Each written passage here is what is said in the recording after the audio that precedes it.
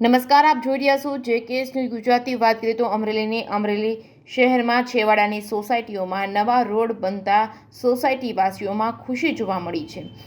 સમગ્ર વાત કરીએ તો અમરેલીની ભાજપ શાસિત નગરપાલિકામાં વિકાસનો પ્રયાસ બનીને શહેરના રોડ રસ્તાઓ હરિયામણા બનાવવા તે અંતર્ગત પાલિકાના સત્તાધીશોએ કરોડોના ખર્ચે કામગીરીઓ કરીને શહેરની છેવાડાની સોસાયટીઓ સુંદર બને તેવા પ્રયાસો સાકાર થયા।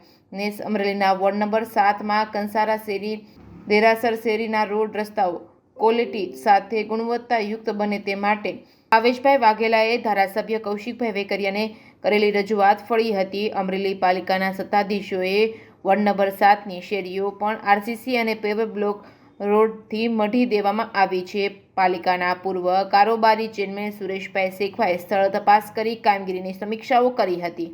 Reporting by Bhavesh Vaghela, Amreli.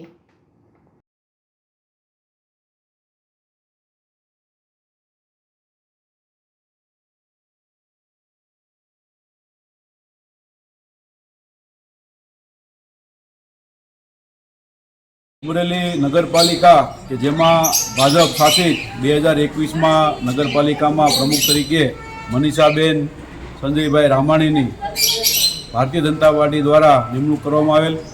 તે અંતર્ગત વોર્ડ નંબર 7ના અલગ અલગ રસ્તાઓ જેવા કે કંસારા બજાર, લુવાણા શેરી, હેવનવાળો ખાંચો તેમજ આપણે અત્યારે જ્યાં ઊભા છીએ તે જૈન દેરાસરવાળી ગલી ભાવેશભાઈ વાઘેલાની રજૂઆત માનનીય શ્રી કૌશિકભાઈ વેકરિયાને હતી।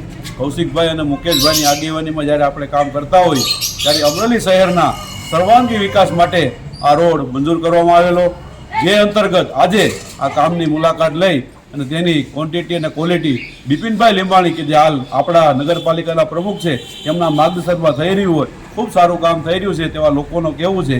તો આ અંતે હું બિપિનભાઈ લીંબાણીને ખૂબ ખૂબ અભિનંદન આપીશ। વંદે માતરમ, ભારત માતા કી જય।